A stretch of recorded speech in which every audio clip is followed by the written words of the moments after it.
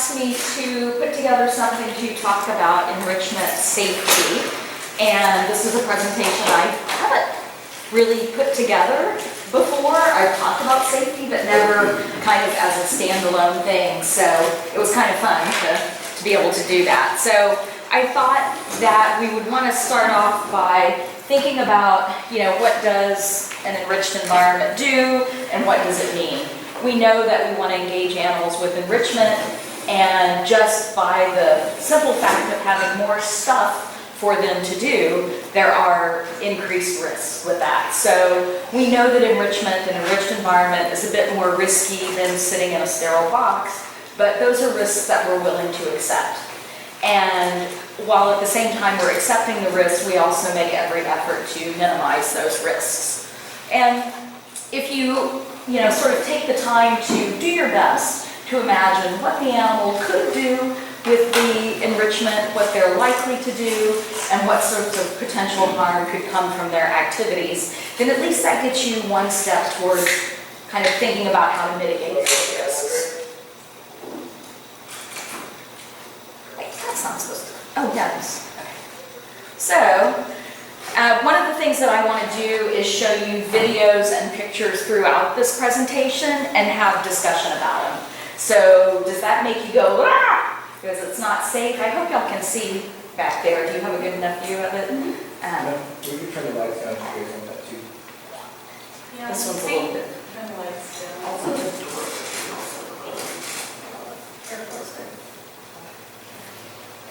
so if anyone wants to comment on any of the videos or pictures, please feel free. I will be asking you for your feedback and thoughts on some of them as we go forward. So what I want you to think about as you look at these different pictures and videos is this safe or not? If it's not as safe as it could be, maybe it's not quite worth the risk, what would you do to make it safer? So again, if we think about our broad areas of concern, we might think about things like, can an animal hurt itself? Can it hurt other animals in the enclosure? Can it hurt people, be it staff or visitors? What damage could the animal do to the facility? You give an otter a rock and they're going to break the viewing glass, the viewing window. So or chimps. So what damage could they do to the facility? And of course, is it going to compromise the integrity that might allow them to escape? That would be a big issue. Another one that we don't always think about is, could an animal block our access to the area? So if they drag the enrichment in front of a shift door or your door to get inside that space, can you move it? If it's something big and giant that an elephant's moved in front of a door, you might have to get equipment to move it out of the way. So those are things that we don't always think about. And then of course your safety. You want to think about you as well. But sometimes things happen. I just want to point out, you'll notice on some of my slides, Val has let me use some of her videos and stuff. So I really appreciate her and Shape of Enrichment giving me some videos. All right, so this one. This is a sanctioned enrichment item for the dogs.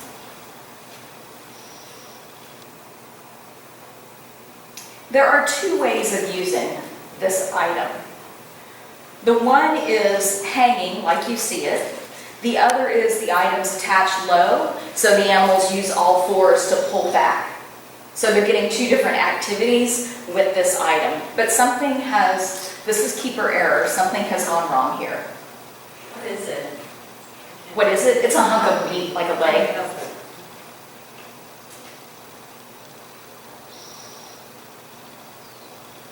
Do you feel like this is safe, what you're seeing?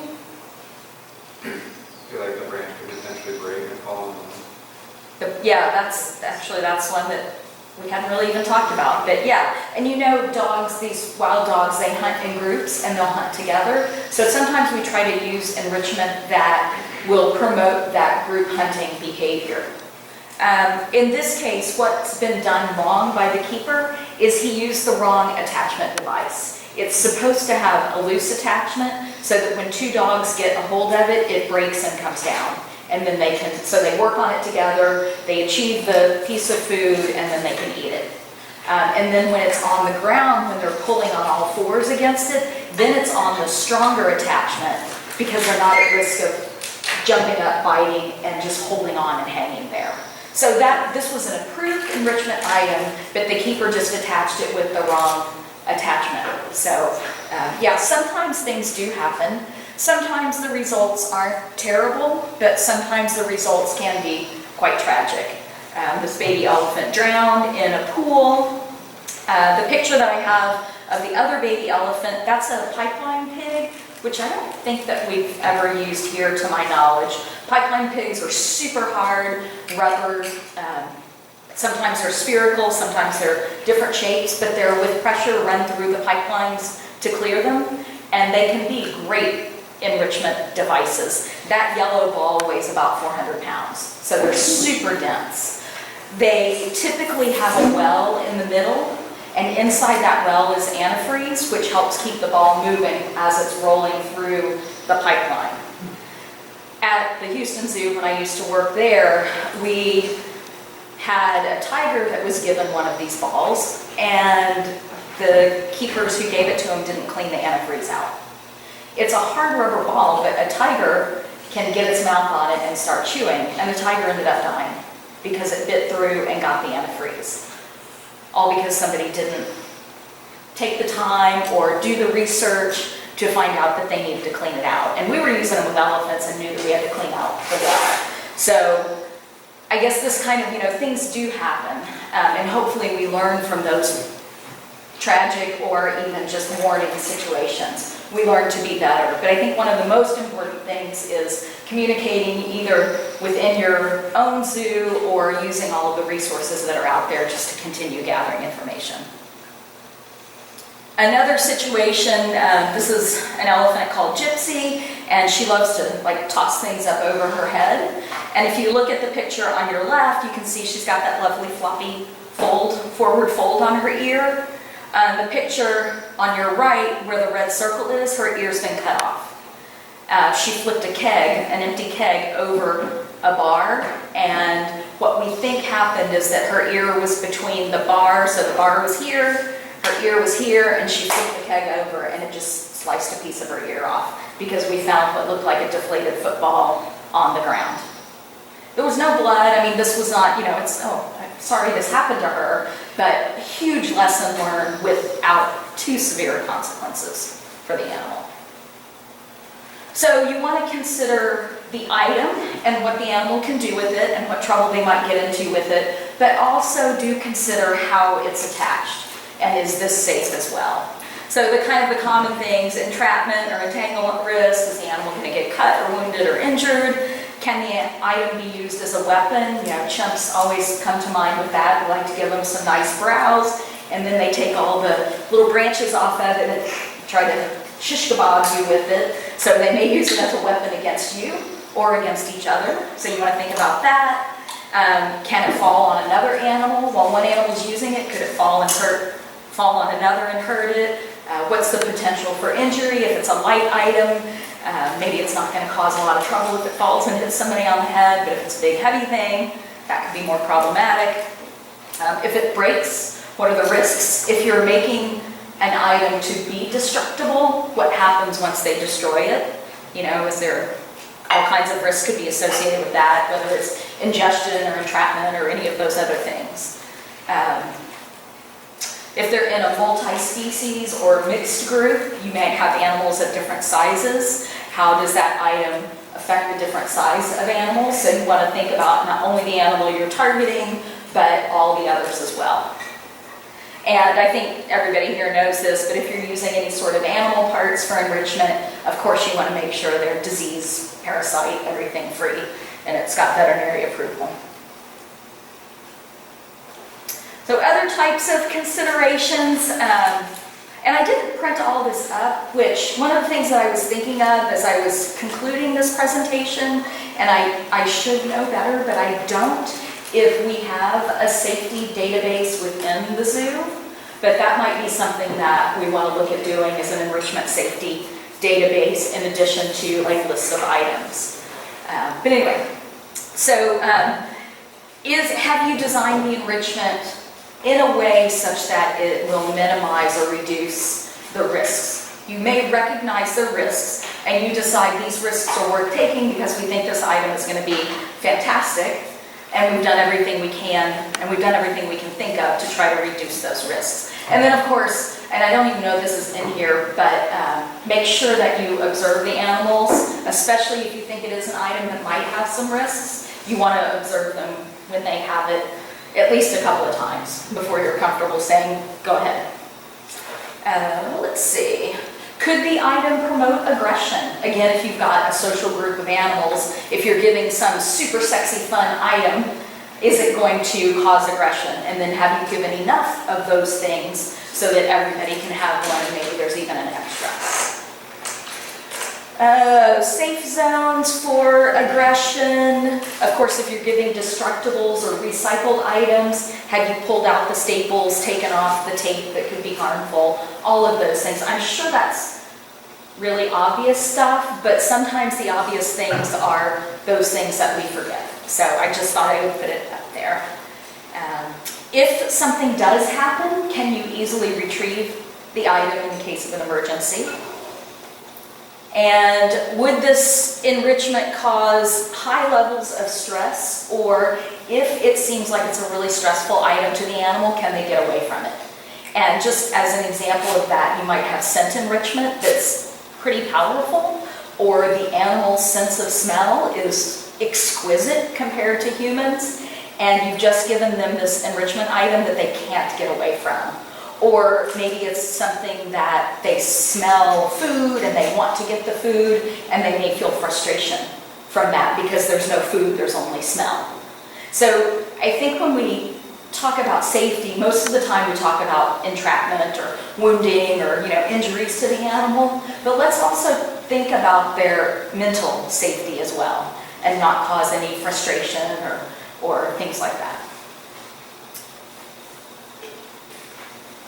All right, so again, kind of the main ones that we want to focus on are physical restraint or entrapment of any body parts in any of the enrichment itself or how it's attached. If there's a fall, sharp edges, if they ingest or are orally manipulating the item, what can happen there? Is the material appropriate or inappropriate? And drowning kind of gets its own category, because obviously the risks there are pretty serious. All right, so thinking about rope, I forgot my pointer, but can you see the little loop there right in front of the tortoise's face? So something was hung, and that something fell out of the loop that was tied around it. It looks lovely when you make the enrichment item, but then when the enrichment item is either used up or falls out, you've got that loop. So that's like a big no-no, because animals can so easily get caught up in something like that. And when they do get caught up in something, they may start to panic and can seriously injure themselves. Even if they could get free from it, if they start that panic, they're not going to be thinking about, oh, all I have to do is turn my arm this way and pull it out, because they're in that panic mode. So thinking about rope and fire hose and chain and all the things that we might use to attach items, we want to think about how to make it as safe as possible. In general, a thin diameter rope is less safe than thick because it can wrap more easily, whereas a thicker diameter is going to kind of spring back, and so it will be less likely to wrap around an animal. Of course, we can cover them or use different sorts of, put hose or garden hose or something over it. But again, if an animal's going to chew on that garden hose, have access to it, then you got to think twice about that. Let's see. And I'm sure you know that you only want to use natural material rope, like cotton rope is a no-no. It doesn't break down in the digestive system if an animal becomes entangled in it. It doesn't break into fibers, as many fibers, as compared to sisal or manila rope, which is really your best choice because it does break down so much easier. And hammocks and fire hose and things like that, we really want to think about the design of those. Is the weave on a hammock very big, so there's big openings. Could an animal get trapped? If it falls head first, I work with this monkey who's diabetic, yeah, and also has a seizure sort of disorder. And when he has seizures, we want nice soft places for him to fall. But if you put a hammock with holes about yay big and he falls head first through the hole, then he could, become seriously injured. So think about the hole size and the weave pattern of those sorts of things.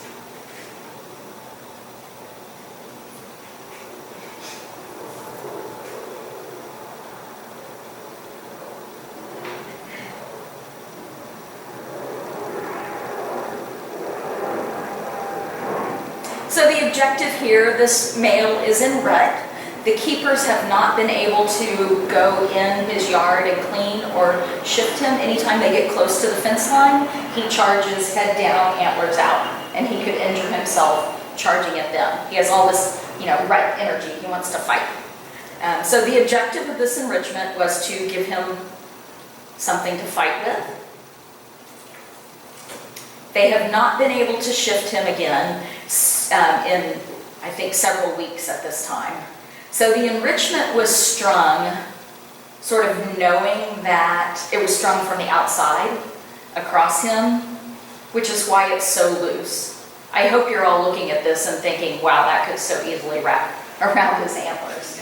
That and It's getting lower. the loop around the bottle, if the bottle comes out, that loop could get caught. Absolutely, and if he gets caught in there and starts to panic, he might break his neck. So this was done knowing that there were risks, and he was observed while it was given to him. But the really interesting thing about it is after a couple of days of having access to this, he got out so much of that energy, that, boy energy that he had, that he shifted in before he was even out of rut. And then they were able to properly install the clothesline and make it safe. But it seemed like he had to get that energy out before he could be even a little bit cooperative.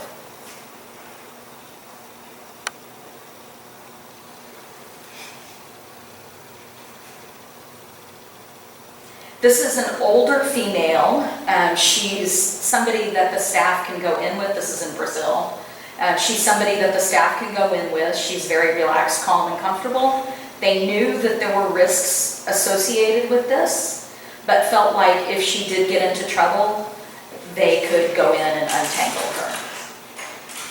So right now her foot's wrapped up.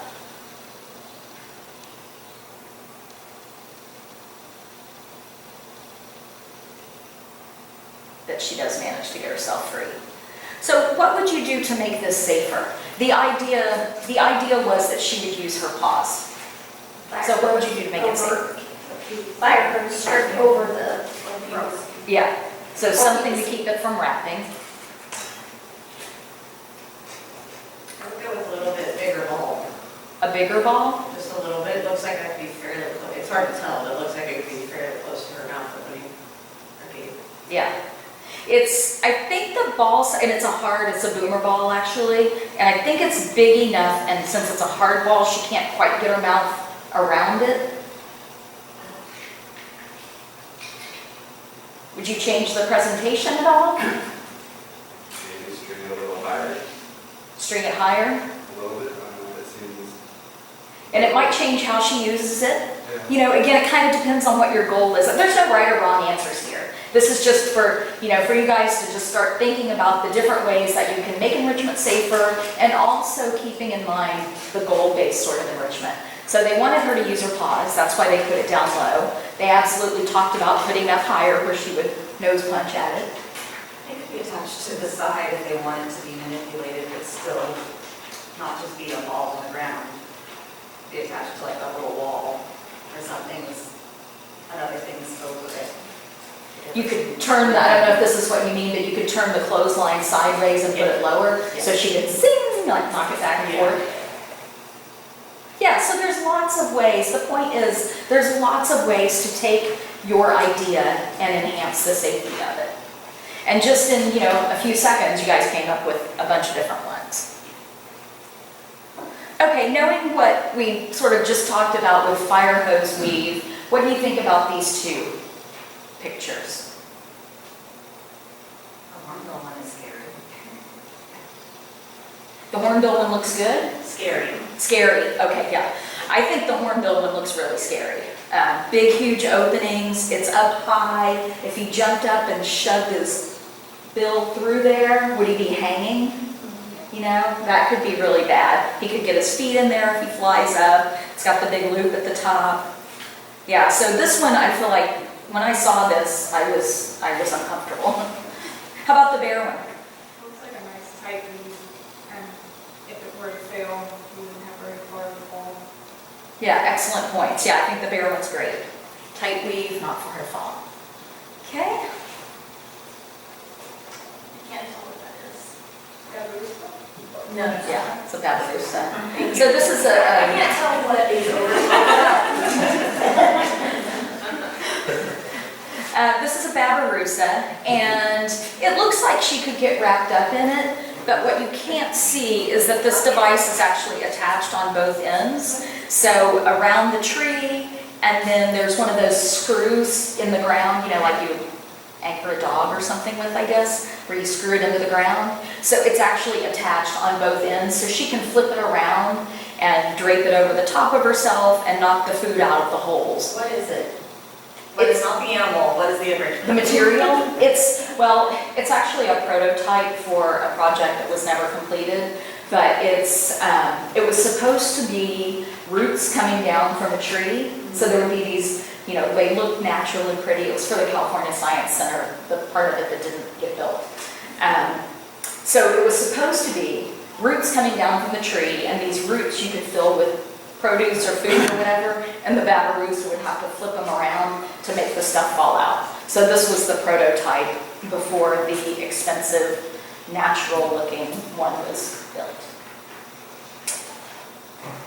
And it was quite successful.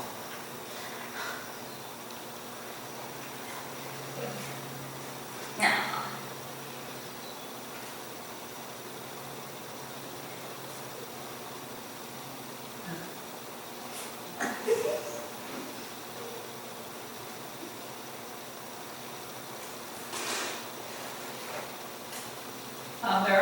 The loops are big enough for an arm to stick in, so there's that risk. yeah, The rope- especially with a silly little monkey who's jumping around, might shove his arm through and then Yeah. end up in trouble, yeah. They don't Those know. holes that Big the word. shoving through are kind of big. Yes, the holes, Yeah. finger size. Yeah, Arm size. so how would you fix it? I don't know. Change how it's tied, yeah. Yeah. So instead of making a loop, you could do a barrel knot on the bottom of it, and then you just have one piece coming up. Even how it is wrapped around the log is a little Up at the bit log? concerning. I would anchor it differently, because I feel like you could get pinched. If there was, I don't know how many animals are in this enclosure, but if somebody was swinging around with some turtle shells and somebody was up top and had their hand under those ropes. Yeah, that's it. He is the only one, he's actually a rehab monkey that's getting released to the wild. But you're absolutely right. If there were multiple animals in there and say the whole thing went like this, and then the loops over the branch became loose and somebody gets their finger stuck, right as somebody else is jumping down on it, then you're trapping the fingers. Excellent. Can you see, this one was hard, this was just a picture that we found, but it's straws, so hard it is to see. But these are drinking straws with cardboard hanging from it and obviously an egg carton. There's some more drinking straws up here. Definitely wouldn't have chosen plastic. No, definitely just the, Yeah.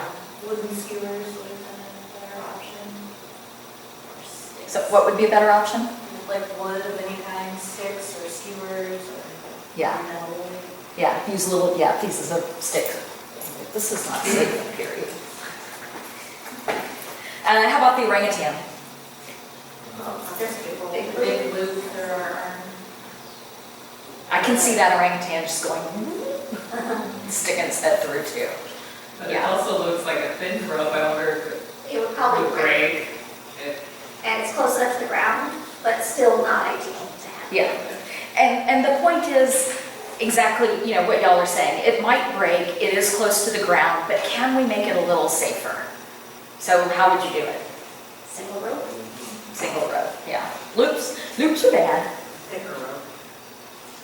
And, this is what can happen is Val made these pictures in her bird's cage. So you hang your enrichment item, in this case it's a bundle of pencils, colored pencils. You wrap the rope around them, you tie them there, they can hit it around, whatever. But like I was saying earlier, the enrichment falls out and then it looks like you have a noose hanging there or something. So we want to be really careful anytime you wrap your twine or rope or whatever around something, what's going to happen when that something is gone.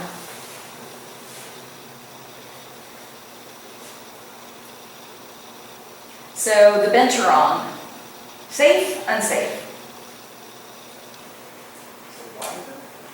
Yeah. Around a piece of fruit. A wire moves through a piece of fruit, not so. Yeah. It's not safe. The fruit's going to come off, you're going to end up with a loop, plus you've got that rope, kind of messy rope stuff up at the top. How about the middle bundle? Also, it's like really bad once the cabbage is gone. But it's hard to say how the rope is. With this one, I think it's a little hard to see. It's tied around and woven through, so this is like leafy material. And it does come down underneath there. Yeah, so it comes down underneath and around and up here. Plenty of loops once the. So there's a lot of rope going on there when that enrichment item comes out. Kinkajous?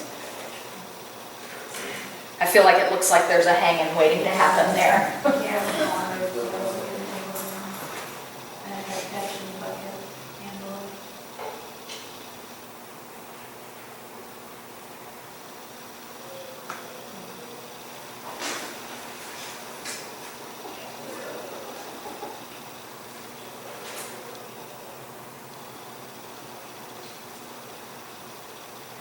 What do you think about the rope there? It's pretty loose, it's long. When the chimp's moving on it, you can see that it might possibly twist. It is quite thick rope. So that's one of those, I don't think it's too terrible, but maybe you could make it safer. I was gonna say, they also, if something's from above and felt like reaching under and pulling a rope up, that could get tangled up. Even so, that's even more It's of a like chance. you've seen this. And then over Watch the this side one. too. Because that's how my brain I works. think that's it.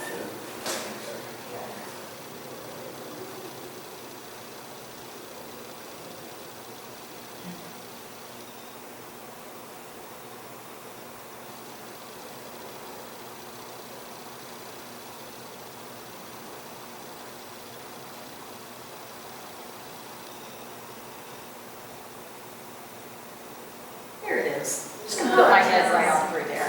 What if he lets go? Yeah.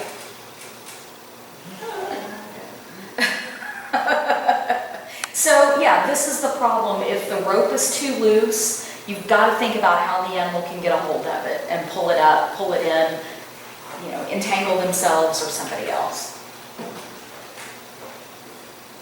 All right, frayed rope is extremely dangerous. And I can't tell you how many places where I've been like, oh no, it's been like that forever, it's fine.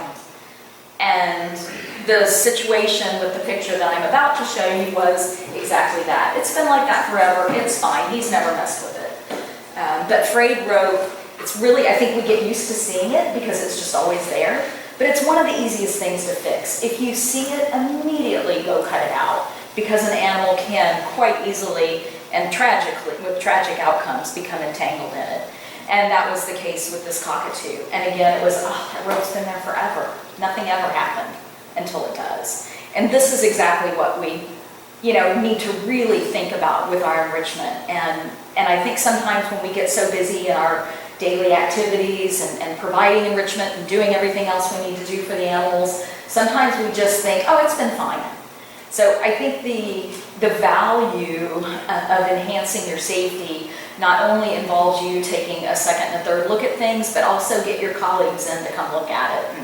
And if you walk by an enclosure and you see something that you feel like is unsafe, mention it to somebody, because you're only doing it because you care for the animals, not because you're trying to say you were wrong. I mean, we all make mistakes, and we know that our enriched environments are inherently more dangerous. Now, when I show this video, I have to say that that rope was not like that upon morning check. And these animals are really well recall trained. When this was happening, the keeper ran straight back and recalled the animals in.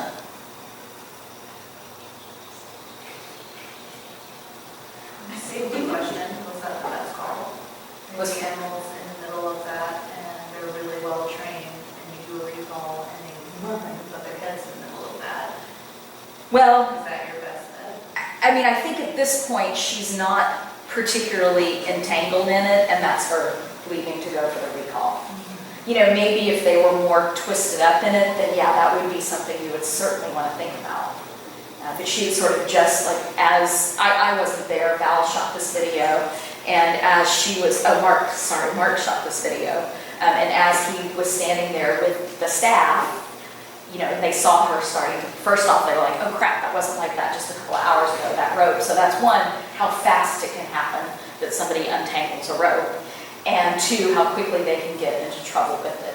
So they saw her like put her head into it and immediately went in to recall her. So I guess they felt like it was safe. But I think that is, yeah, something to think about. A really good point. Back a little bit scary too. A rope ladder in the back is a little bit scary too. No, The big rope pathway with the logs. It would be, I think it's tight enough and those logs are heavy enough that it's going to be unlikely that that would loop. But if you wanted to make it safer, what would you do? Oh, just put PVC or some sort of stiff thing on each of the. It's gorillas. Yeah. Oh. So you got to think about, you know, are you going to put PVC on it, and then they're going to on the PVC and splinter the PVC.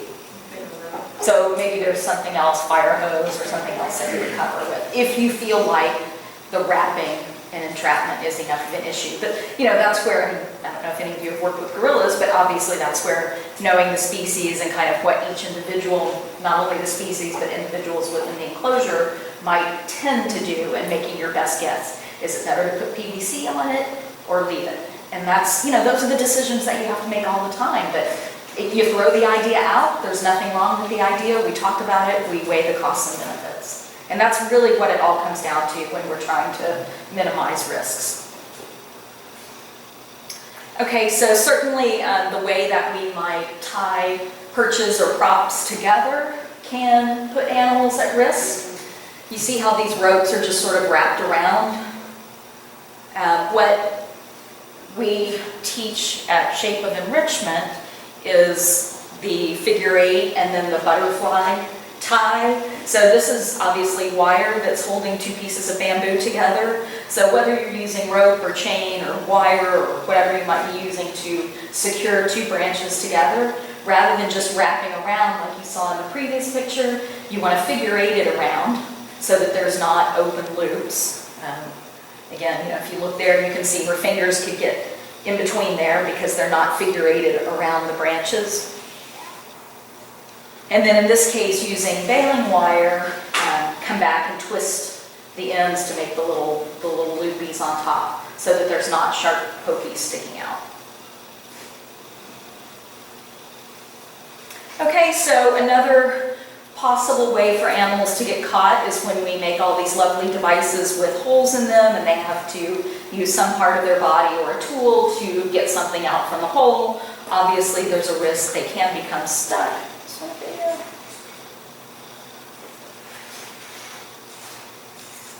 So you can see the hole size here is quite large. The Simang can easily, he uses his thumb, in my experience working with Siamangs, they aren't particularly, they don't use their hands and fingers a lot for manipulation, obviously for breaking anything they do. And he really proved this, we were collecting data on this and doing a little research paper on it, and it certainly showed that he wasn't using his long skinny fingers to get into those holes, but they tended to use their thumbs a bit more. But in any case, all of their digits are skinny, and the hole size there was plenty large for them to bring their hand back out. So you might have really large hole sizes so that there's less risk of an animal getting stuck, or so small that they can't get their hands, fingers, beaks, whatever body part stuck in there.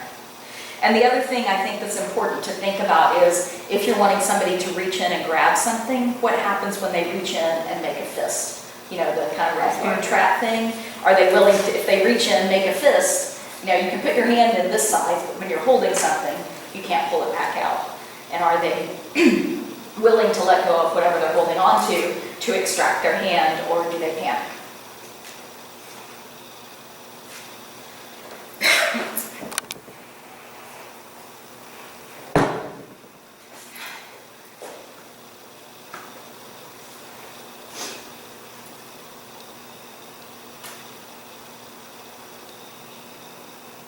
So just some other examples. You see nice appropriate hole size. I think it would be difficult for this macaw to get stuck in there, but the material is soft. It's a traffic cone, so this would be something that you might be concerned about the material.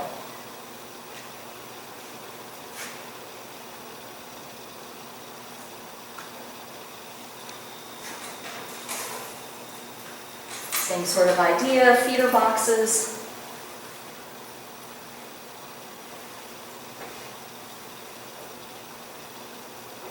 Really secure latches so that the boxes are easy to open and close.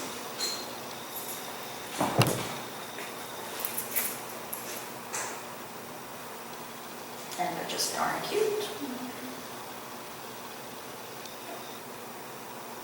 And then one more, another with hole sizes. In this case, I think you can see the holes when they're rolling around. So they're about this big. The elephant can get her finger in there, but not so much that it's stuck.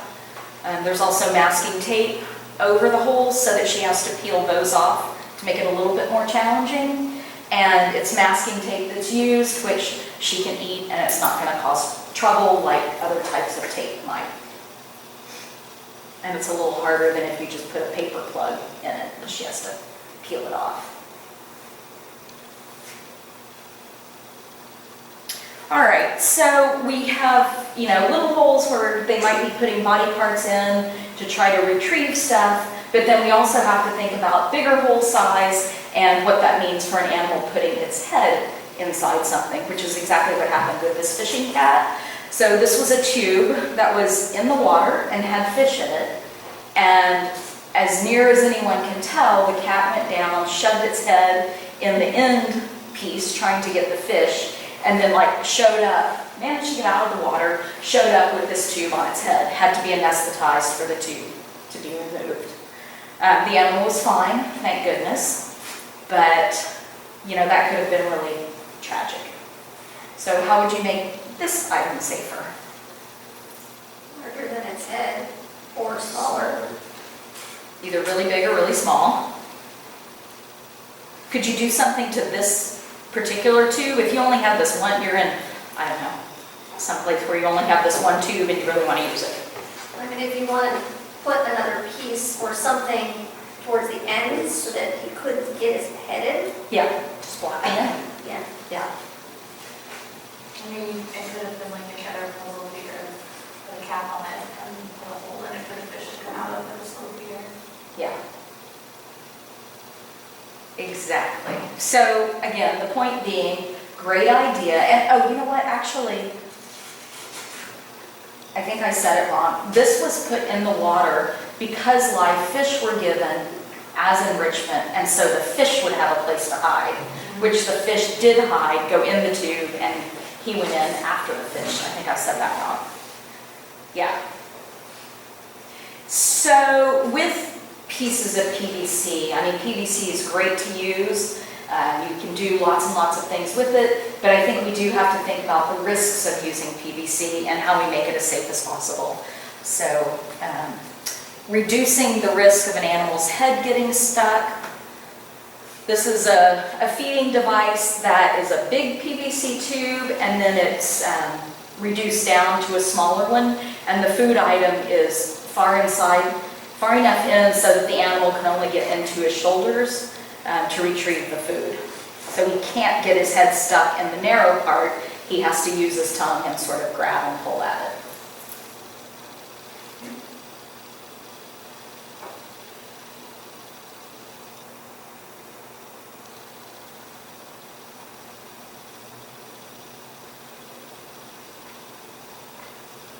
Success.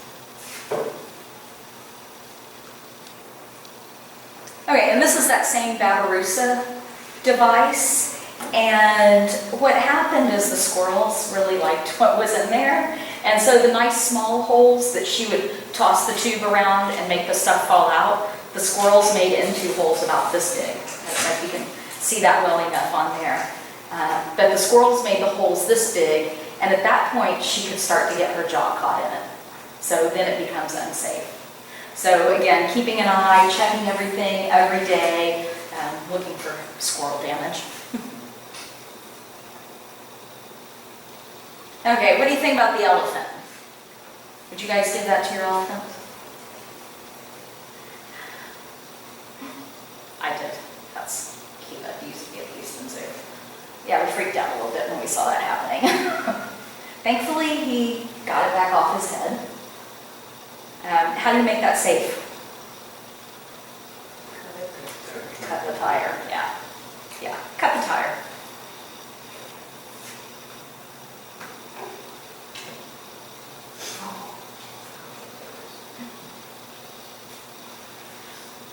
This guy, he's something on the order of like an 800-pound boar with a lot of energy, and he can be really aggressive, and this tire is important for him to displace his aggression.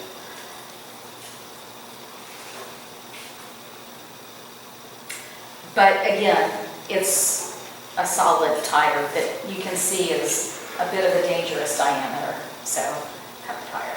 It's the easiest solution and allows you to keep using tires.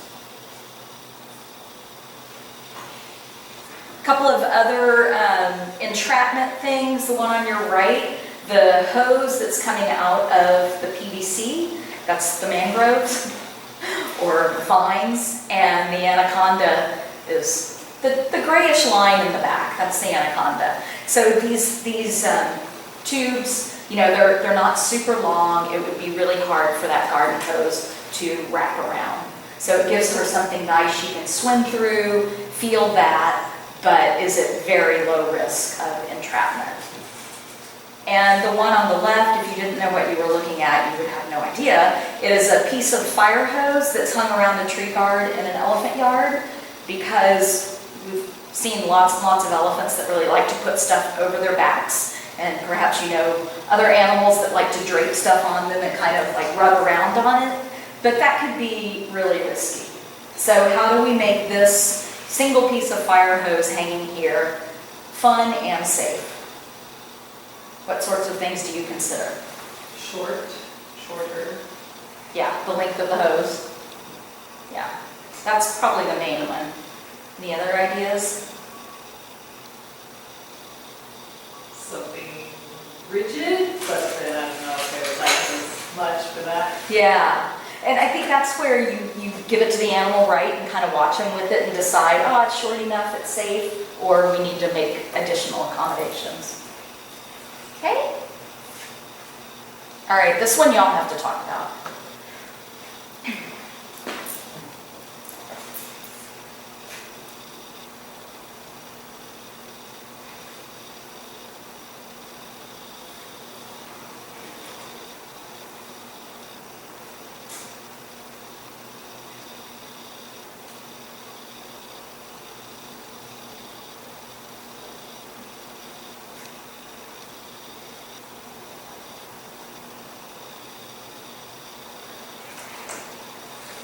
open sides are big enough for it to get headed into the body stuff. Yeah. The big open ends are I think, the biggest concern. What do you think about the small hole size? It's just a little smaller or just a little bit bigger, because I mean, I think it was really hard to get an arm stuck, especially if you can use your other arm. But it's almost there. And you've just hit on another really important point, is if the animal reaches in, can they use any part of their body to help push themselves out?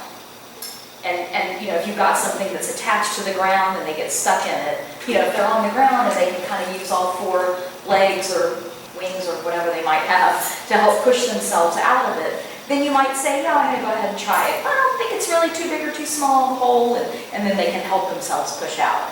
So that's one of those other things that you think about. Yeah, so I think the main problem with this one is the hole size on the end. Okay, first pick apart the bird one. It's an African gray, I think. Frayed rope. Frayed rope. Lots of loops.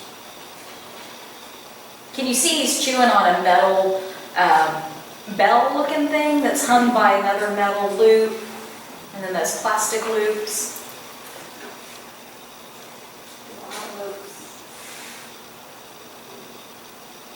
What about birds and metal?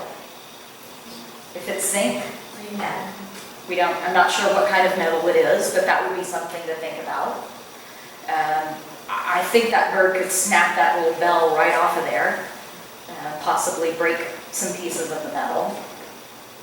I do unfortunately think everything in that heritage looks like a store-bought parrot. What about the plastic rings? Yeah. It goes along with the theme of everything else in there. Yeah. This is just off the internet. So. No, I know, I'm just saying, like, it all looks store-bought, so, I mean, it's unfortunate that that's the design of the toy, but Yeah. they probably don't know any better. Yeah. And it's possible that it was designed for smaller birds Right. versus parrots that are going to Yeah. eat and destroy everything. A parrot toy is not a parrot toy is not a parrot toy. Yeah. Okay, great. Yeah, I feel the same way about that one. It's a little scared.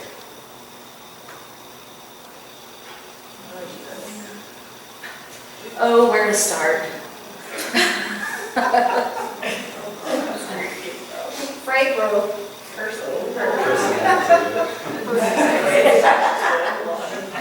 oh, goodness gracious. Oh. And that's where if you get that panic, you know, thankfully he got himself free, but. And there's loops in that rope, you know, big huge loops that are at a level where he could get his head in there, and then if the tire were to start spinning or something, yeah, there's just so much that's terrifying about that. Plus he's full of hook marks, which is also terrifying.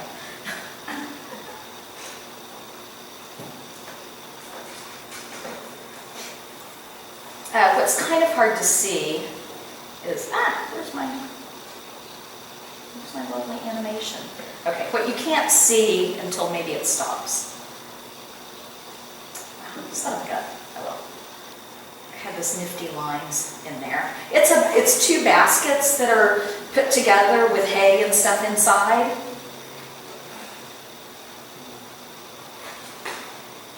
And can you see?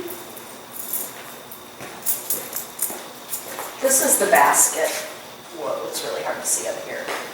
So it kind of slopes like this.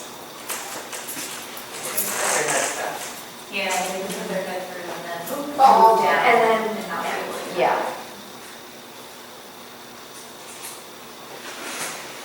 What happened to my lines? I made these nice lines to, oh, there they are. So that's kind of what it looks like, and yeah, exactly what y'all said. That You you could get put it down. upside down somehow so that it is wider. Like if you were to fall with your head. Think of that. Or what? Just maybe put some horizontal wraps around it, so that there's less chance of that happening. Now it just looks surprised. Multi-species exhibits, perhaps you put in a rope ladder, some rope pathways for the lovely macaques.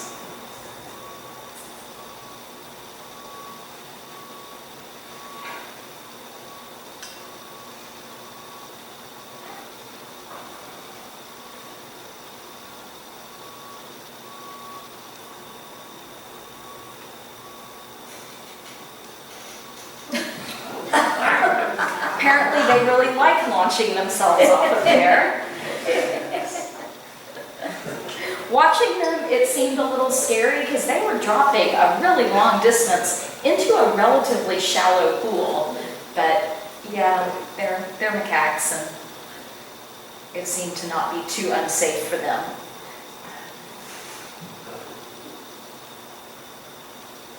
But again, you do have to think about what if an animal falls or if they drop something.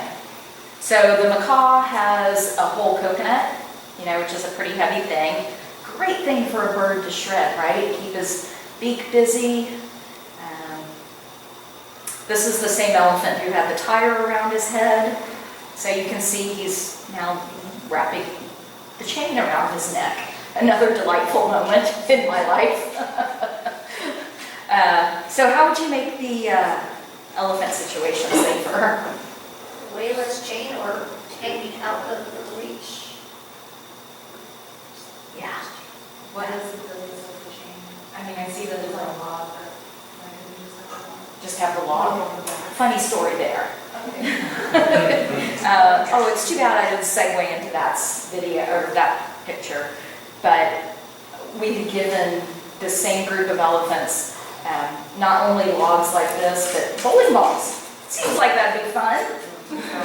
Yeah, out into the public area. So, yeah. That's why it's chained.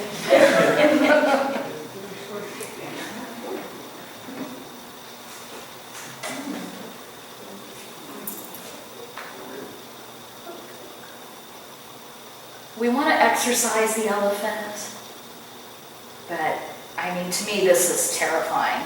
They still have that. They use it.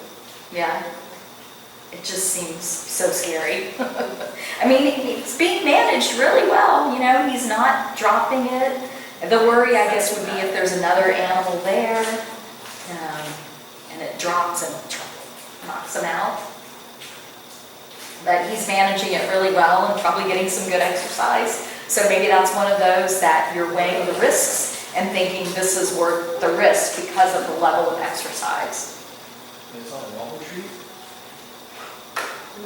No, I don't think so. The tigers at the The bottom. one they have now, I don't think it wobbles. I think it's a solid, it's planted. But they have told me that they've broken the log off before. Yeah. So, yeah.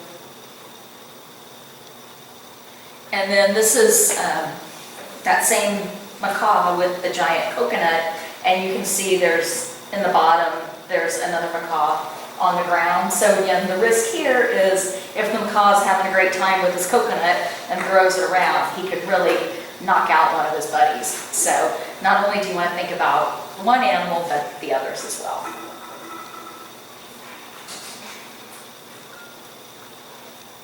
I think this one's self-explanatory.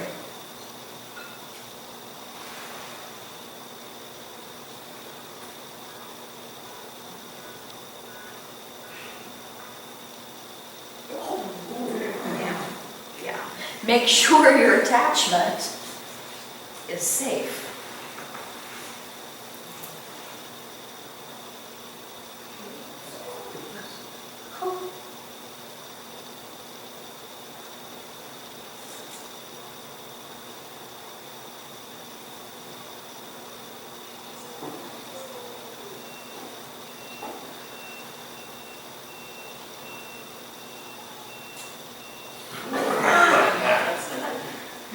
Yeah, sometimes you may think it's safe until the 800-pound sea lion is pulling down on it. So yeah, I mean, not only, again, do you have to think about the item, but how it's attached. With the cat from the video before, apparently Val was telling me that it's just this tiny little eye screw, not even very long, that they could put in to hang this big heavy log that was again going to have a big heavy cat hanging from it. It's a cool design because it's the logs just notched out so that the food's set in there, but then the attachment part of it was what the big problem was. The device itself was great. And I think it's really important to have good rope skills because with using proper knots and ways of splicing and tying things together, you can eliminate a lot of these problems. So barrel knots and splicing are super strong and a great way of putting things together. So, you know, like with, so miss my pointer. So this is everybody familiar with barrel knots? This is a barrel knot. So there's barrel knots, weaving ropes together, creating dynamic branches. You drill a hole in the branch, you put the rope through, and then tie the barrel knot. And so you don't even need any hardware to hold things together because you can just use knots. Same up in the top. This is the end of a barrel knot, so the rope's thrown through the top of the caging, and then a barrel knot keeps it from pulling back through. So again, no hardware. And when a barrel knot's properly tied and soaked in water, then it's not going to come undone.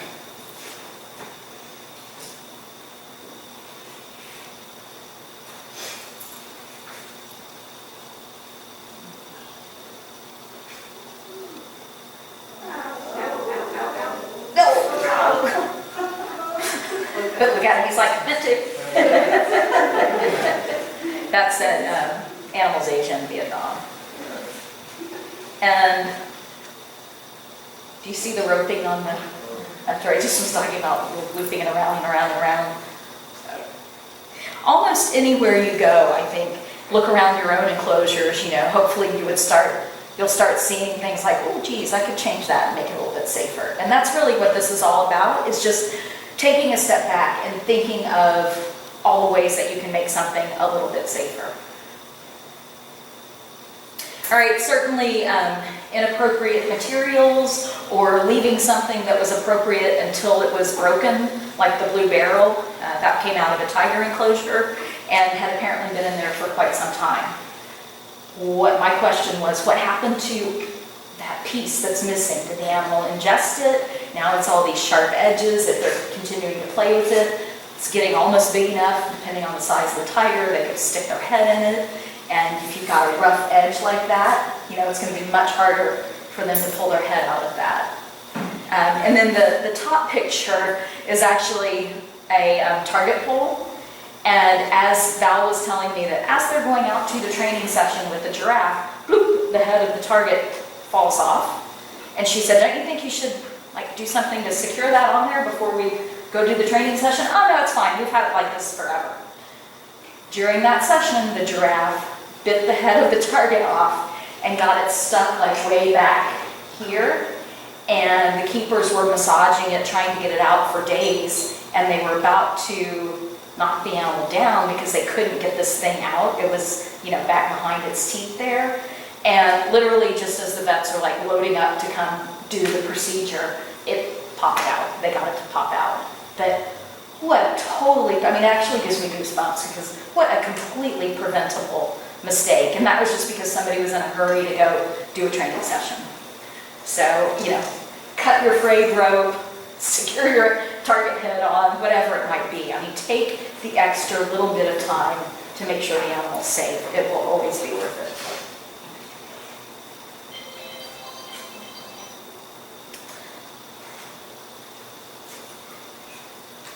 This was another situation from Val, and she was standing there with the curator when they were coming up with this enrichment device. It's a rattle, so it's a noisemaker. And she said, I'm not comfortable with that PVC. Not only is the size of the PVC small, such that the cat can get its jaws completely around it, but it's also quite thin-walled PVC. So the combination of those two things together is not safe. Seems like the cat could also just jump up and get it quicker. cloth stuck in that chain. Well, and the open top, you And the cat did actually bite it and shatter it. So, not only do you want to look at the diameter of your PVC, but the wall thickness as well, obviously. Yeah. And this was one of those where the keepers had seen a ball with a hole in it, and the animal would hit it around and get the food out, and they didn't have enough experience and perhaps didn't, this was quite some time ago, didn't maybe have access to ask somebody else, hey, how'd you make that work? How'd you make that safe? Or didn't think to do that. And this ball was a little bit pliable, a little bit flexible. So, if you envision you've got a ball and it's got a hole in it, right? And when you bend or squish the ball, the hole size or the hole configuration changes. So instead of being a small round hole, it's squished out like this. And then the wolf was able to get her lower jaw in it. And then when the pressure was released, it went back to that round shape and trapped her jaw. So she had to be anesthetized to get it off. So kind of weird freak things, and that is a concern of not so much with you guys, and this was in Brazil. But it's a concern working in other places where maybe people don't have access to resources, is you see an idea and it looks really cool, but maybe you don't understand all of the ways that that idea has been made safe or how it's been tested. So stop and ask questions. Always do your research. Again, another sort of tragic situation of I think it's actually that same fishing cat who had been given fish within a cloth material bag, so the fish was wrapped up in the cloth, and the animal ingested the whole thing and had to have surgery to remove that piece of cloth.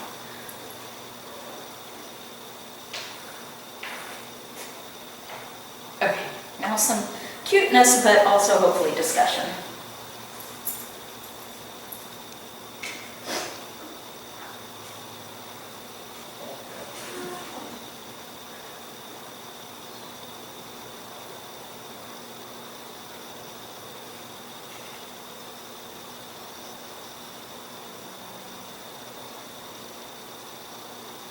Whoa, sorry. Everybody took their motion sickness pills. So somebody said, what did you observe about how that ball moved? It's really bouncy, right? So what does that tell you about the material? Lightweight rubber. Probably lightweight rubber. Animals with horns. I also see those videos where they run and fall and launch.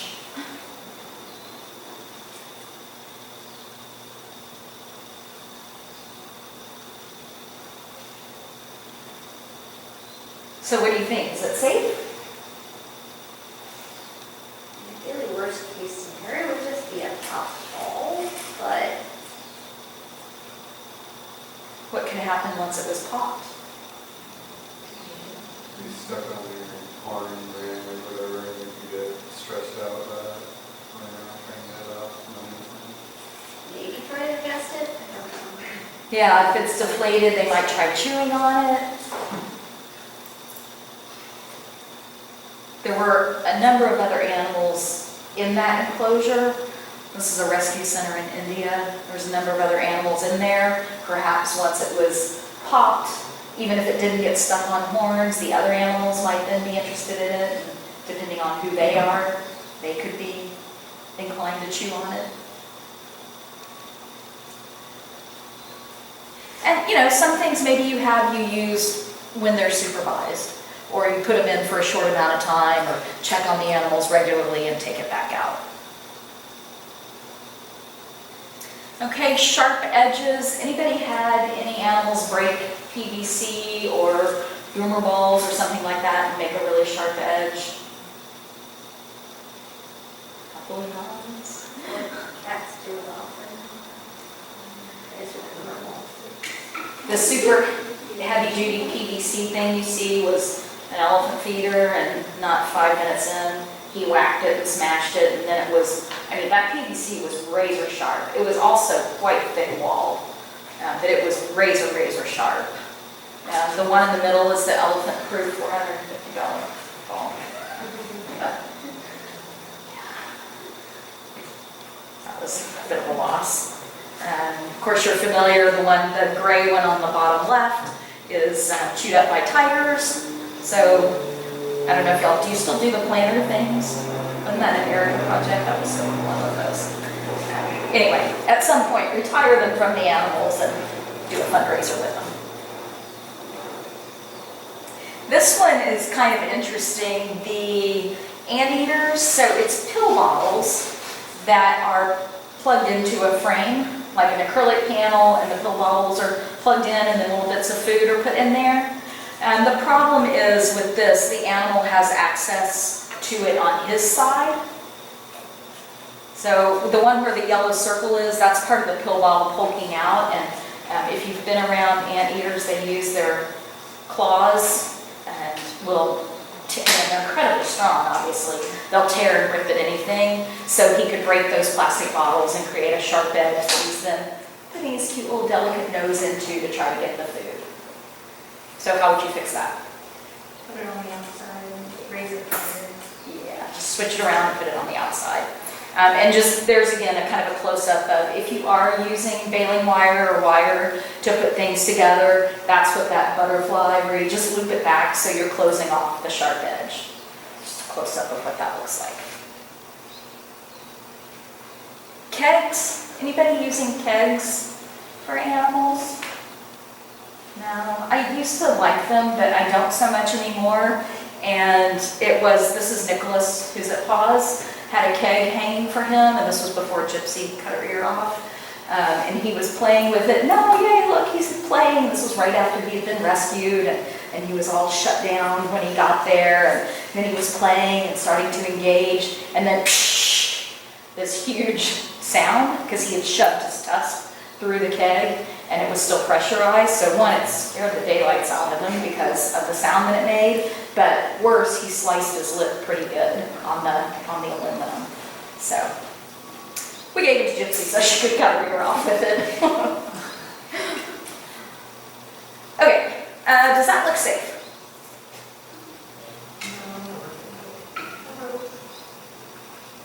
A little? The rope, The rope? yeah. I mean, I guess it depends on how big the other slots are on the top. Does that change your mind? Yeah, sharp edges. Nice idea. You know, if you want the crane to like poke down and do some sort of natural feeding, they would be poking their beak down into the mud and muck and getting little crustaceans and stuff. So it's a nice idea. It encourages natural behavior, but again, those gnarly sharp edges. So find a more appropriate material. I already told you about that story, but just as we're thinking about, you know, what animals are going to do with their mouths and how they're going to manipulate things, if they are using an item with their mouth, what are the risks? What are the things they can get into trouble with? And these are mostly them. So getting back to that question that I posed earlier, if you're intending the item to be destructible, or even if you're not, when they destroy it, if they destroy it, what can happen? What are the risks? And I think that's something really critical for us to think about. Maybe we tend to think about it more with big, powerful animals, but certainly it could happen with anybody. You know, obviously elephants, chimps, and bears are at great risk of destroying almost anything that we give them. So it's certainly essential to think about what they're going to do with it if they tear it up, and then can we get it out if we need to. Okay, here's another video for your opinion.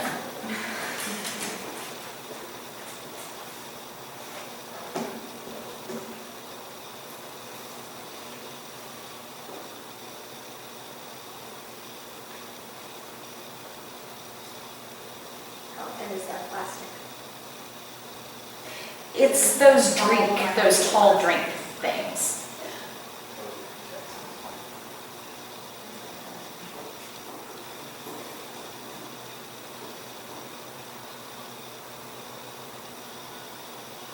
Hey, what do you think about the rope? Not easily chew through. And not Chew through hot it. enough. It's looped around plastic drinks, so if one of those fell off, you might have a leak. Be a nice place to trap a beak. Only get looser if they're just wrapped around it, they'll only get loose, the rope will get looser as they fall out. Yeah. They could easily break the plastic, like you said, it's thin plastic, And that could become really sharp. and then it could be really sharp, yeah. Yeah. Are many people using rope for enrichment? Do you know about soaking rope in water? Is that something that you routinely do? So if you tie a knot, you do a splice, even if you're stringing a rope, like for the deer thing, whatever he was, that was playing with that green branchy stuff, the guy that I said was in rut, and he was throwing it around with his antlers. So if you're going to use a rope for a clothesline, soak the rope, let it soak in water, and then it's going to dry a lot tighter and harder, and it's going to be less likely. In fact, I think Darren, you said it's getting lower. Yeah, because the rope's stretching, so if you soak it in water, it's going to be much less likely to stretch and kind of fall apart over time. But if you tie your knots, then you soak your knots in water. If you do a splice, you soak your splice in water, and then when it dries, it just really seals up quite nicely. So even something like this, if you thought that you were going to use it, you could soak that little rope in water before you hang it up, stretch it tight, and then as it dries, it's going to be even tighter and not stretch out. Okay, so messy food, wet, sticky, yucky, maybe not yucky, delicious sorts of things. If you're giving messy food, don't put it in something that you don't want the animal to eat, because obviously the scent, the taste, the smell is, well, scent and smell, the taste, you know what I mean, is going to be on that material. And if you don't want an animal to ingest it, don't put wet stuff in it.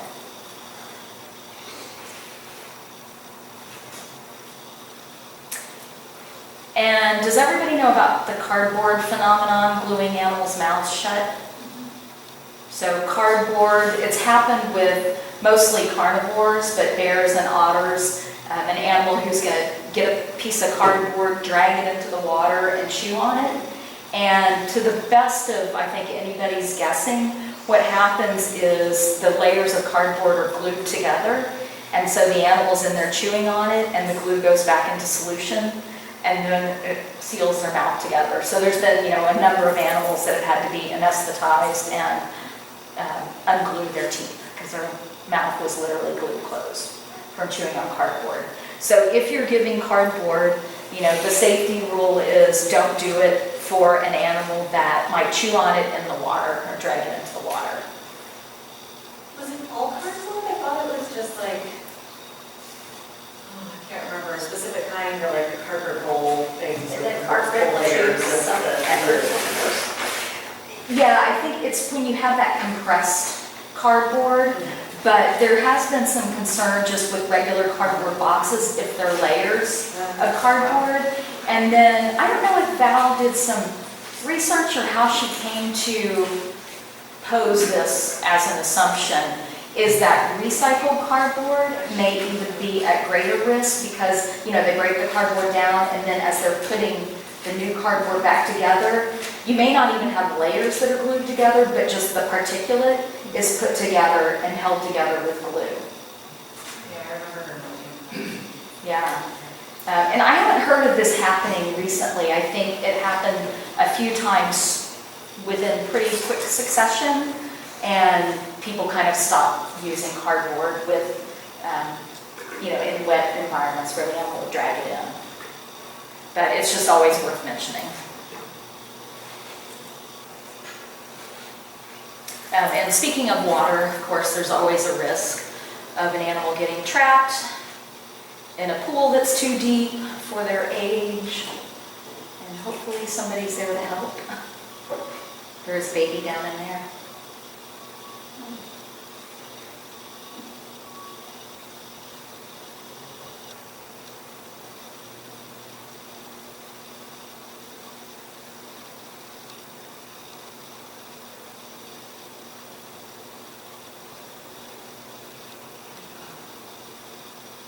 And, you know, the lesson here, thankfully, she got that baby out, but as you saw from that first slide, that doesn't always happen. So we do just want to make sure that we're considering changes to either the groups of animals, the size of the animals, and what was safe yesterday may not be safe today if something's changed, and certainly with a baby. But, you know, if you add mixed species or new animals that maybe aren't experienced with your enrichment, if it's been safe with animals A, B, and C, and you add D, E, and F, maybe they're going to use it in a different way. So you certainly want to consider when you have changes to the enclosure and how that's going to affect safety.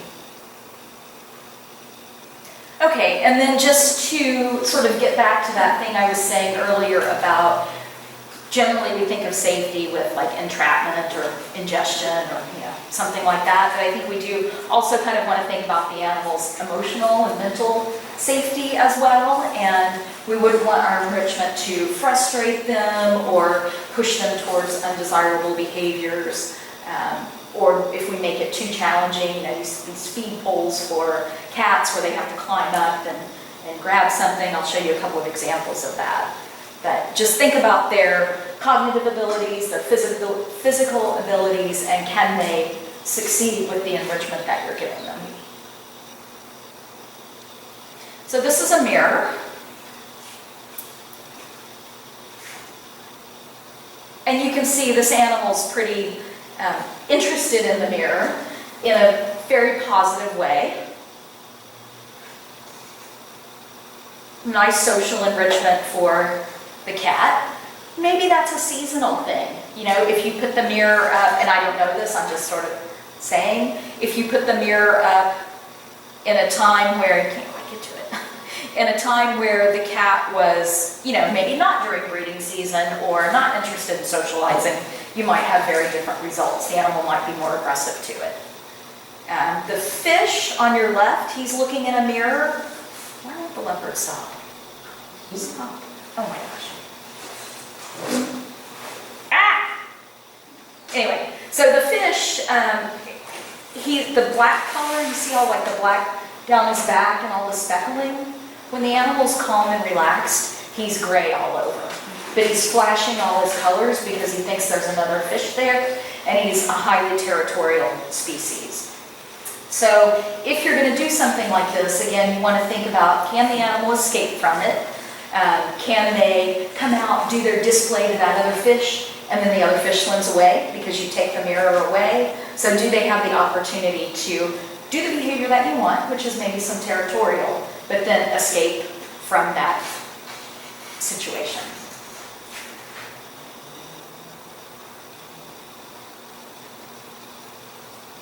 Okay, do you think this causes any frustration? Is the material safe?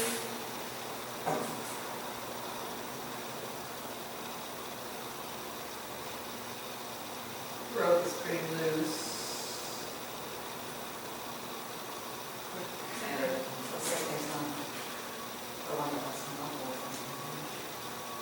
The Goldens are getting the low stuff. Well, the book is leaving all the work. Hope's so smart, she just waits. I think if this was the first time you're giving it, maybe putting the rope through the middle of the bottle, so they have to work a little less, you know, if you're teaching them to flip it, you don't have to flip it That's a as great point. much, and then work up to the top. That's a great point. I never thought about that. Love it. Yeah, I mean, I think for the most part, this is pretty safe. My concern is, you know, the Goldens that are taller, they're going for the low-hanging fruit, of course. Nobody's touching the one higher, and there's two Spitzes, and then Hope, the little white girl there, whatever she is, but she's just picking up whatever falls on the ground, and she's the boss. So I think for the most part, this is pretty safe. It looks like they're not getting too frustrated. It is monitored for the most part, so they're not just left alone to chew the rope. You know, it's not something that would be put up and left for days.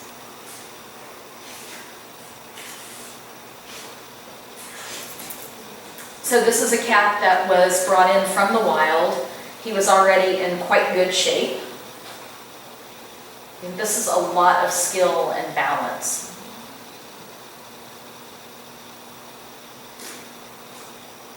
But you can imagine if you were to take kind of a more typical captive cat and present him with this level of challenge, it might not go like this. I mean, look at how he's using his tail to balance. So say you wanted to do that with, you know, a more squishy sort of captive cat to build him up. How could you make this same design safe both mentally and physically for that animal? Start by anchoring the platform. Yeah.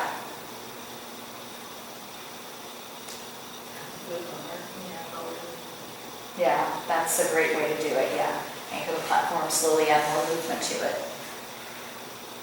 What else could you do? Maybe look through the, well, I mean, that might be the goal, I don't know if it is really cool from where it is, or if he has to eat it on his hind legs, but easy release. So you could actually pull it down, not have to stand bipedally. Yeah. And it's on a bungee too. I don't know if you can see he was able to pull it down, so he's, yeah, using a lot of strength there. That's a lot of effort. Bigger platform to start, and then the platform smaller.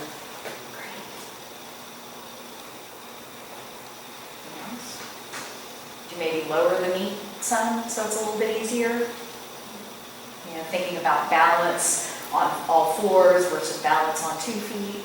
Yeah, lots of, I mean, I love this design. This is a great design.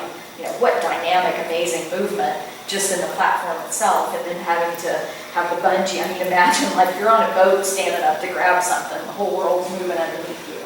So pretty amazing balance that he's using. If we had to do that to drink cocktails, that would be a good challenge. Just saying. Keyword appreciation week. Good enough, Denny. Are you Olympics? Yeah. Oh, yeah.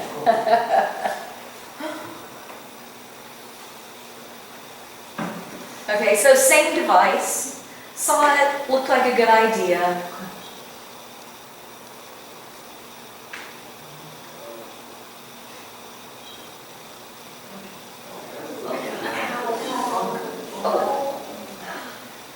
Yeah, so I think all of those ideas that you just talked about would help this poor guy or gal learn to use that without sort of the punishing results that you see there. So make sure the animal is ready for the task that you're giving them. This is this tiger's first time to, or early on in her using.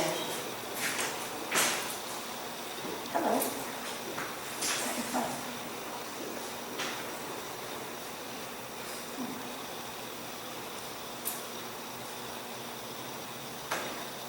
Hold on, let me just reload that. I don't know why it's not right.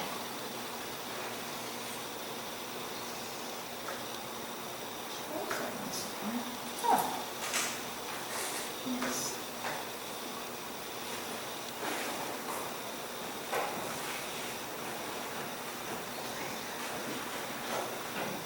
Is it that one? Stay there.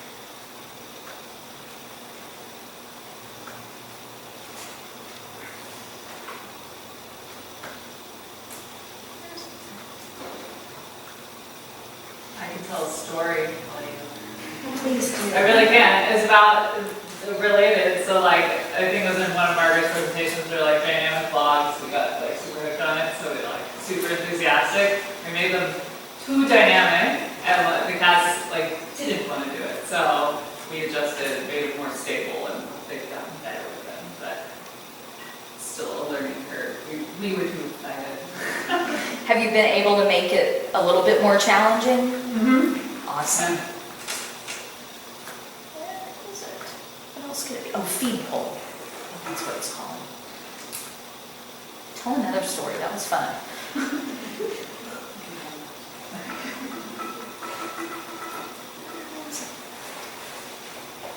Tell the story of Tusker and how he got hung from a spring clip. For all the keepers who haven't heard that story. Our hyena, Tusker, we had older hyenas, younger hyenas at the time. Younger hyenas never had access to the night house, except for the brief bit of time when they came in for training and they were separated for a training session, never left unattended. We had a chain hanging from cage to cage, another chain hanging down with the spring clip, well out of reach for any hyena, so we thought. And the point was you could hang enrichment from that spring clip. And we used that for the older hyenas. And then nothing was hanging on there, spring clip out of their reach. Just finished a training session. He's still isolated. We're discussing. Look to our side. He is now vertically hanging from the spring clip by his left lower canine. And he was this far off the ground, completely vertical. Luckily, there was a hyena who had a strong jaw and neck. And luckily it was Tusker, who is incredibly, he's stupidly smart. So he gets himself into trouble. But you could tell he was thinking, he was not panicking. He tried to use his neck muscles, it didn't work. And he would go slack until he tried to think of something else. He was calm through the whole thing. We were able to move the other animals and use bolt cutters to cut the chain down. But the whole thing took about probably 10 minutes to get all the right equipment and move hyenas. We were fortunate and we had no damage. But that is Tusker, and how easily, even something that's out of reach of a hyena, he jumped up and grabbed onto it. Wow. So, even the safest thing can be dangerous. Yeah, And we were fortunate. yeah, wow. Any other animal would have panicked and probably turned. Yeah, if it had happened to another hyena. Probably would have been, probably not broken a neck, but would have mostly panicked. Yeah, yeah. He kept And that's where things go so awry too, is when they do panic like that. Yeah, if they can be calm and think their way through it, then that's a bonus. Okay, here's the tiger.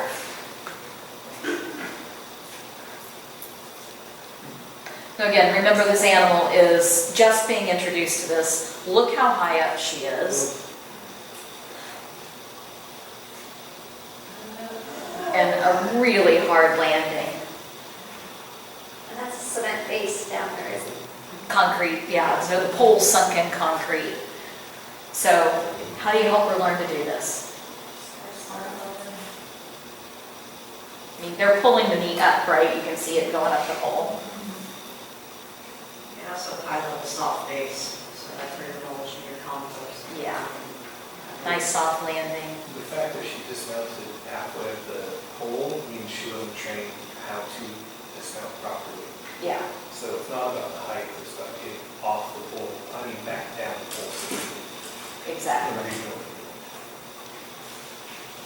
So then this is her 4 years later. Same cat.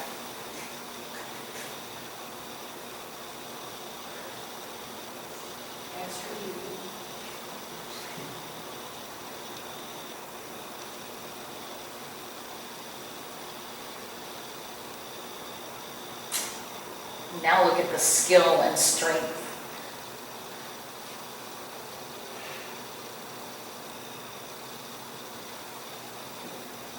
I mean, she is working. So, yeah, you see, like, people were just enthusiastic, wanted like, oh, we're gonna have a tiger climb the pole. But no, take the time, teach her to do it, and exactly like Darren said, like, dismounting back off of that thing was really important. And here she comes all the way down. You see her muscles, like, she's awesome.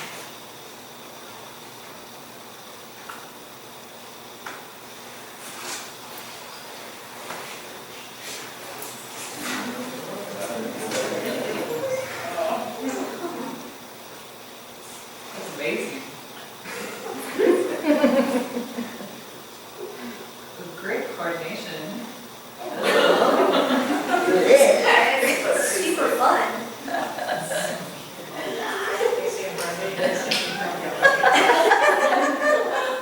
I mean, maybe if it was their first time on it, the highest one might be a little harder to fall, but the one they're on now, even if they fell, young animals, maybe not as risky. It's a surface around. Is it rubber? I'm not sure. This was just something off the internet, and I thought it was the coolest thing. Yeah, I mean, if the surface is super slick, that might be something that you would want to put some coating over it so it wasn't so slippery, but I think it looks pretty safe. Even the highest ones, maybe a little high, but they learn it pretty quickly. They're baby goats starting off on it. Think of their coordination and bounciness and satisfaction in doing that. I should have put in this other video at the Singapore Zoo for some of the show animal stuff. We're training the lemurs to jump on springy platforms like this, but they're shaped like leaves so that it looks pretty. And it's kind of the same thing. So we had to start off with the platforms really close together so that they could learn. And I mean, you should see them the first time they're on it. They're like, whoa, we're used to jumping on a solid branch. So watching them learn, I mean, they're not quite as cute as the goats, but same idea. And if you needed to start with a bigger platform, you could, different sizes of platforms, heights. But I thought that was fantastic.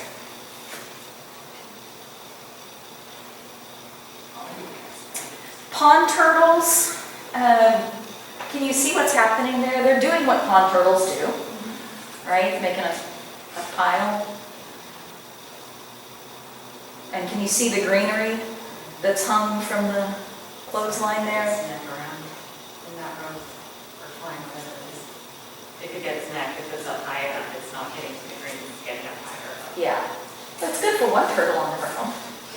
But how often do they sit there as one turtle on the ground, right?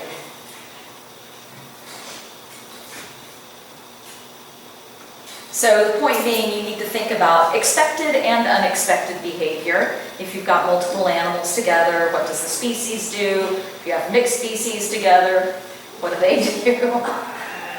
I hear capybara is tasty, I don't know. That was just for fun.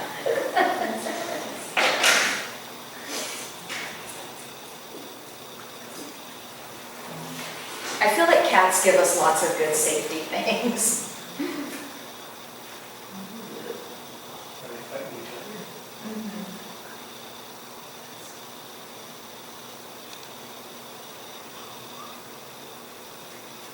I feel this is sort of like that one with the elephant with his feet in the tire, like, oh, where to start? Like, it's a good idea, but if one of them was entangled and the other one was pulling, it could be really, really bad. And the big heavy chunk of meat on the end, you get a heavy weight on the end and then it wraps and pulls down, thin rope or cable.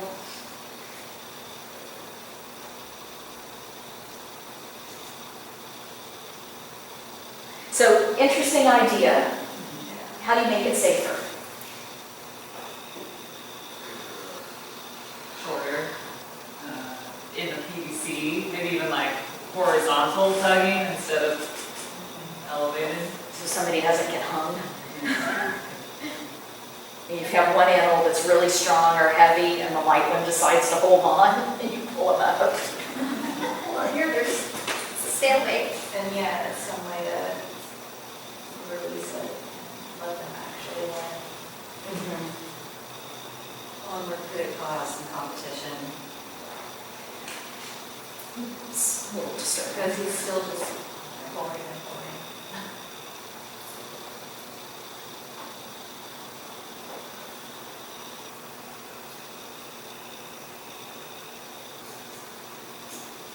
I mean, they're not skinny cats. I guess that's why they can do this. Score.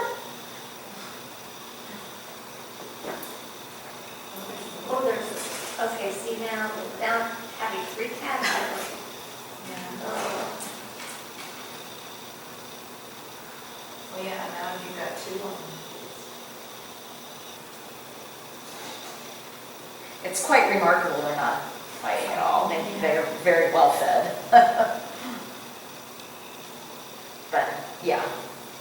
Interesting. I mean, I think it's a really cool idea, but I have a little concern with it as is. How about the tortoises? What are we looking at? The tortoises with food hanging down from the rope.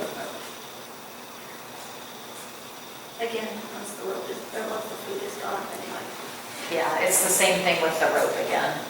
There's problems with rope. They also could continuously adjust that rope, also keeping it from finding, rope hanging down, but rather than happening in the summer. Yes. It is the right kind of rope, but I don't know how well they would break it down. They would just swallow it whole.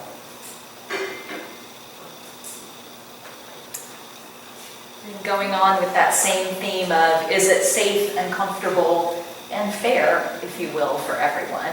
Depends, is that short or after with that? Are you thinking of a particular one? It's just so close, though, but you can't quite reach. Okay, and then I just have to plug Shape of Enrichment. There is a safety database with Shape of Enrichment, so I don't know if any of you are Shape subscribers, which you have to be to see the safety database. And the website's been under a lot of adjustments and updates, and I'm not actually even sure where it is right now because I haven't looked lately. But there is a safety database, and if anyone has any things that you ever want to share, it can all be anonymous, and then other people can learn and keep, their charges safer as well. So check it out if you haven't. So just kind of in summarizing, some of the safe things that you want to use. Can you read this, or do y'all want me to? You're so much further back than I was expecting. So I'm not sure that any of it really needs extra description. What do you mean if you drop it? Like if you drop something in the enclosure, your wrench or something, pick it up now. If you see frayed rope, cut it off now. Kind of don't say you'll come back to it later, because that's how accidents and mistakes, one-way accidents and mistakes can happen. Will you read the last bullet, because it's cut off from Avoid disease and parasites. That don't compromise the integrity of the exhibit. Again, think about how the animal can damage the enclosure and could they escape. And if you've done something, can you undo it quickly? Either recall the animal to pull the item out if it's unsafe, or do you have, if you're thinking, oh, this could be risky, I'm going to watch, how do I react if something happens? Can you undo it? And, don't forget your own safety. The Sawzall there is aiming right for the guy's foot. This is supposed to be a video, but I think I don't actually have the video, so it didn't play. But yeah, so he's holding the thing like this. She's cutting down with the Sawzall right on top of his foot. So please keep your own safety in mind. Think about if it's, when you're building the enrichment, make it safe for you, have fun. And then also safe for the public. And this is where I was going to tell the bowling ball story, because that's the lovely lady right there who threw it out and almost took out a few people. So think about if it's safe for the visitors when hopefully you get some soon, if it's safe for the visitors as well. So the take-home message is really, don't give your bird your computer. But doesn't he look quite proud that he's removed all of these? Just stop and think hard and talk to your colleagues and do your research. Use the resources that are available to you. Get approval. There should be some sort of approval process, so make sure that you do have an approval process. And then this is where I started thinking about, the Oz safety guidelines or safety log or something like that, so that everybody can benefit from an oops or, oh gee, I wish we had thought of that. Because things are going to happen. We can't think of everything. That would be ridiculous to think there's never going to be an incident, but we want to minimize, how severe it is. And when all else fails, use common sense, which usually sounds easier than it is. And then this is just cool, I was talking about the squirrels that chewed a hole in that enrichment device, and we may deal with raccoons. This is in the middle of the Singapore Zoo. a king cobra came in. And so the reptile team has to come out and capture the wild king cobra. It's a BFS, big, snake. And they also have pythons that come in and routinely, everything has to be snake-proof because the pythons, they ate a Duke Langer. So anyway, I'm not complaining about the raccoons anymore. But anyway, yeah, so that was kind of, I'm sure a lot of this was very familiar to you, but I hope that it'll just have you go back and maybe look at your enclosures and think that little extra step in safety. So, yeah. Any questions or comments or? I'm just curious what you all use, or we don't currently really have an approval process, so what has everyone been doing? Do you guys draft up a plan and share it with the supervising keeper or the manager? What do you do for your interns? Because we don't really, it should be the same for the interns too, right?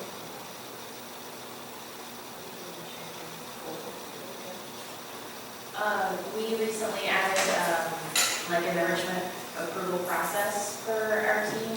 And we basically, if it's a brand new novel thing or if it's something we're retrying, we go through like a step 1, step 2, step 3. The first one is supervised for a amount of time, you pull it out after. If that all goes well, step 2 is kind of checking on it throughout the day, pulling it out so it's not there overnight. Step 3 is unsupervised, kind of all day. And then if it all goes well, then it becomes an approval list, we can leave it overnight. But we sort of just put this in recently, and we're starting it with some novel stuff. So when someone comes up to me, do you guys have a form in there? I mean, we have their